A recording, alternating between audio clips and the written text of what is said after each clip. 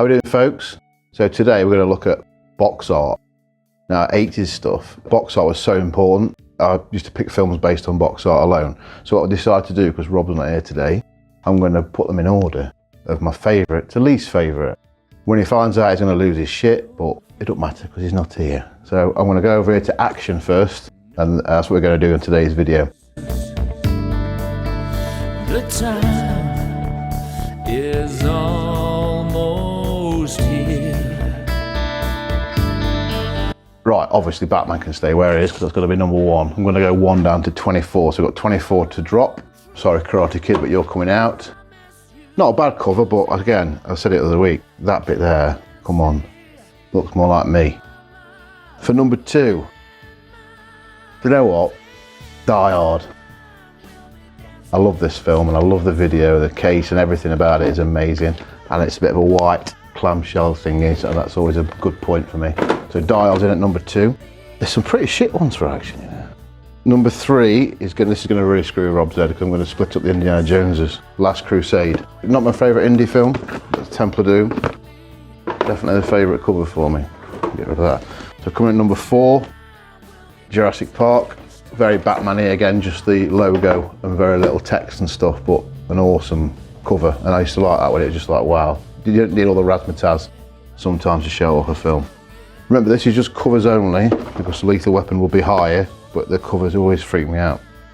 5th, Commando.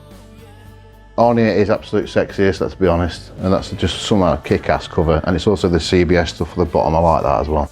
That always got me going a bit. Not a massive fan of this film, but look at that for a cover. Again, it's that extra bit at the bottom that does it for me, and the white case. Loving that. That's going nowhere because he's got long hair, looks stupid. Right, now then, we're struggling now, we're on the dregs a little bit, I think. So, for me, Roadhouse, clean and simple. Loving the logo. I call this Patrick Swayze in this film. It's definitely Patrick Swayze's best film, and I'll argue anyone who differs to that, because it clearly is. And I'll be honest, the remake's okay. I'm going to have to go for Temple of Doom, the best Indiana Jones film. Cover actually does it justice because it looks a bit freaky, like the film is. Yeah, that's coming in at number 8. Number 9, classic, Eddie Murphy. Prefer this to the original cover, just got a little bit more about it, and this film's definitely on a par with the original as well, but the cover is slightly better. So with that in mind, being slightly better, Beverly Hills Cop 1 comes in, this is going to really piss Rob off, but this is going to go in there at number 10. So that's my top 10. Get it a bit easy now. Cobra. Love the film. Cheesy as shit, but great cover, simple as oat. Just Stallone on the front cover. Like most of them, I have the stars on the front cover in these days, and that was it. That's all you needed. Rocky 4. Always confused me, Rocky 4, because I thought where the flag's going over there, that was his fist, but then a few years later I realised his fist is down there. I always thought it was there, but I thought he had really short arms. But kind of gives the film away, doesn't it? Let's be honest. Well, a classic cover. That's the top 12. Now at the bottom, the championship, we'll call this section. Top of the championship, Young Guns. There was iconic video covers of the 80s and some classics, but there's some fucking lazy ones as well. Just dudes standing like something you get when you go to Showmasters when you meet someone. That's what that is. Emilio Estevez has gone to meet Lou Diamond Phillips for 60 quid. Number 13. 14 is Karate Kid because the artwork, it's a great cover and I feel a bit bad, but I just think he looks a little bit odd. If you can't draw Elizabeth's shoe, you shouldn't bother. But yeah, number 14 for Karate Kid. Lethal Weapon, I guess biased because I think that's, personally, not a very good cover. I love the font, but Mel Gibson does not look like Mel Gibson on that cover. I don't know who it looks like, but it doesn't do it justice. I don't know what they're trying to sell there. Anyway, that's that one. Rambo, that'll go in there. Again, because it's slightly different with a Thorn EMI logo at the top. Old 15 certificate.